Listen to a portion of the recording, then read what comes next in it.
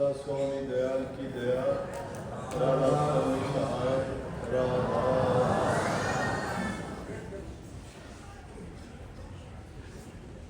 प्यारे साध संगत जी, बहुत अच्छी बात है सत्संगियों के लिए दर्शन का, सत्संग का बहाना चाहिए। ये वाणी अभी जो थी कि सत्संग सा तीर्थ कोई नहीं, इसमें मैं पहले शब्द लिखा था जो अभी ये गाया है।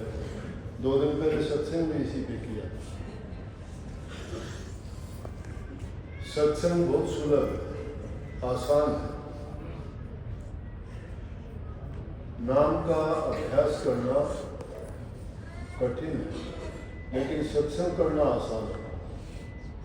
परंतु सत्संग जो करता है, सत्संग सुनता है, उसके लिए ध्यान और भजन आसान है।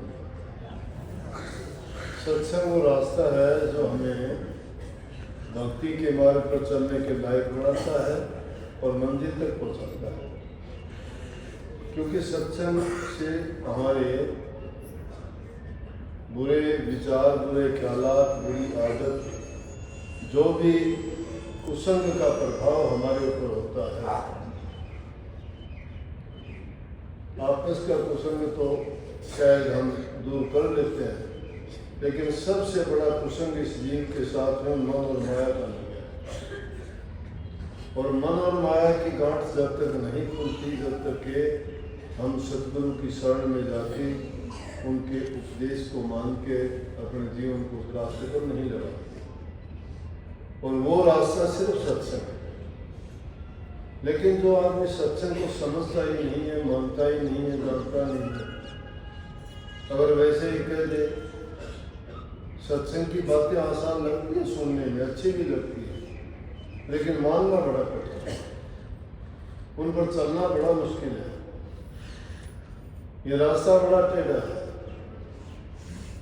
आ भी जाएंगे, बैठ भी जाएंगे, एक उद्देश्य नहीं होता इंसान, कोई देखने के लिए आता है कि सत्संग देखें क्या करते हैं।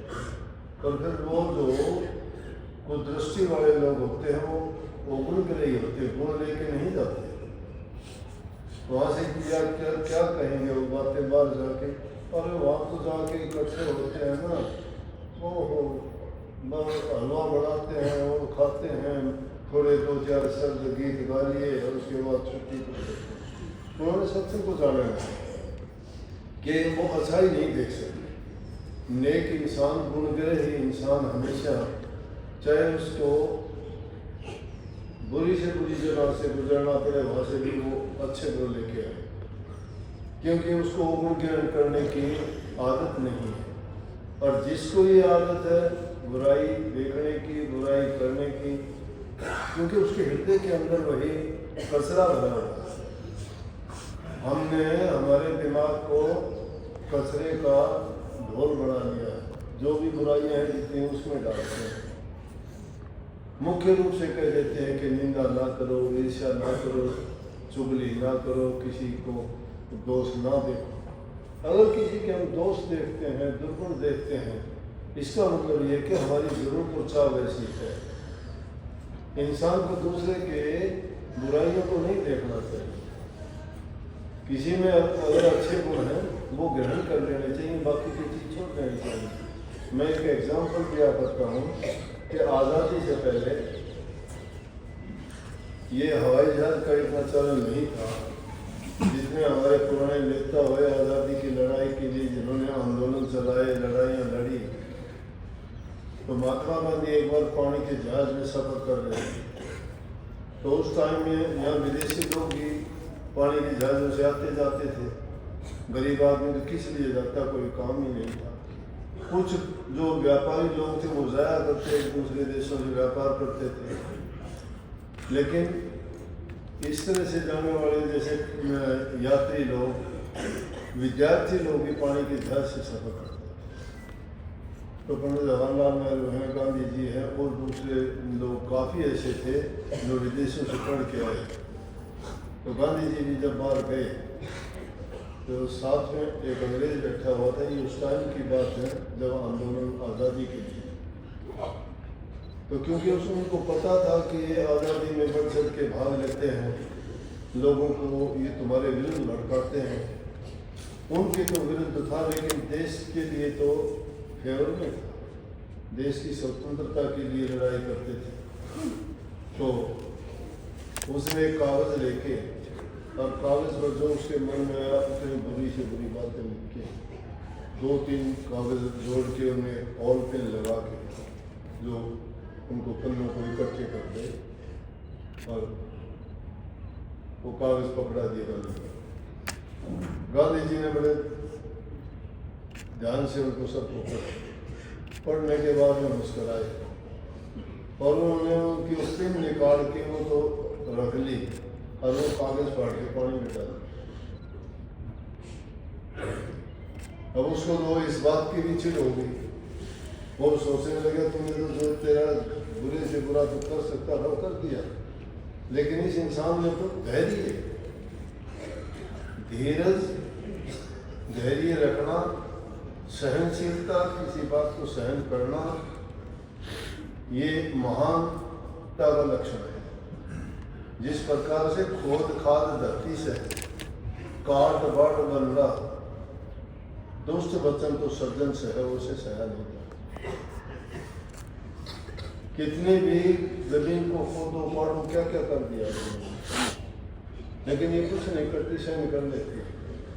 और काट बाट बन रहा, कितने जंगलों को काट के हमने क्या क्या कर लिया, लकड़ियों और पेड़ों को काट के, लेकिन उतने ही फिर हो जाते हैं।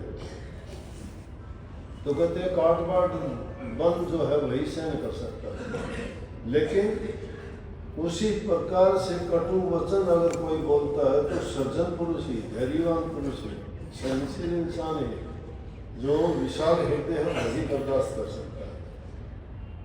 अब ऐसे लोग जो बुराइयां देखते हैं, बुराइयां सुनते हैं, बुराइयां करते हैं, सकुचित दिमाग के होते हैं, बहुत छोटा दिमाग होता है, सेल्फ सेंटर्ड जिनको कहते हो, सिर्फ अपने स्वार्थ के लिए जो काम करते।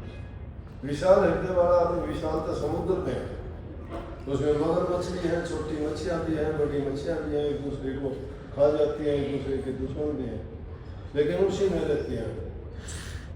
वो विशाल समुद्र सबको संभाल लेता है, उसी में वो गंदगी करती है, उसी में जीती है, उसी में खाती है। पानी कभी विशालता नहीं होता, कभी बुरा नहीं होता, उसमें बदबू नहीं आती, पानी विशालता का लक्षण है। इसी प्रकार से जो विशाल हृदय वाले हैं, उनके हृदय से ऐसी बुराइयों की बदबू नहीं निकला करती। ये छोटे दिमाग, छोटी जो ये होती है ना, अपने जोड़ी बोलते हैं, क्या समझते हैं, छोटे पॉन्ड्स जिनमें थोड़ा पानी होता है, उनमें अगर 2-4 बुगले भी मिल जाए तो वो पानी गिदड़ा जाता है, मिट्टी में मिला जाते हैं, उसमें वो बर्दाश्त नहीं कर सकता। ये विशालता की बात थी। गांधी जी ने आलपिन को लेकर अपने कोट में लगा ली, कागज फाड़ के फेंक दी। वो पूछने लगा कि आपने इस पिन को क्यों नहीं पढ़ा? बोला वो कागज मेरे किसी काम के नहीं थे, ये पिन मेरे काम आए। मतलब बुराइयों में भी उन्होंने अच्छाई निकाली। इंसान की सोच पर निर्भर करता है।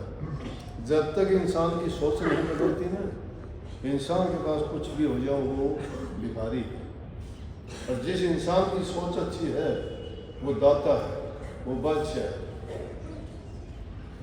ये हालत यार किसी फकीर की हो सकती है, क्योंकि वो परमात्मा का लक्षण है। जिसके पास कुछ भी, वो मालिक की रजा और मौज में रहना चाहता है। तो सत्संग हमें सिखाता है कि हमें किस प्रकार से अपने जीवन को अच्छा बनाएं, और उसके लिए सबसे पहली और बड़ी बात है इंसान का चरित्र अच्छा है।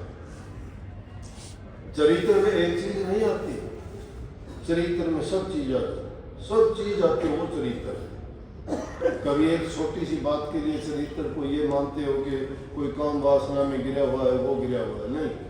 काम वासना तो एक प्रकृति की दी हुई चीज है, वो हर जीव में है।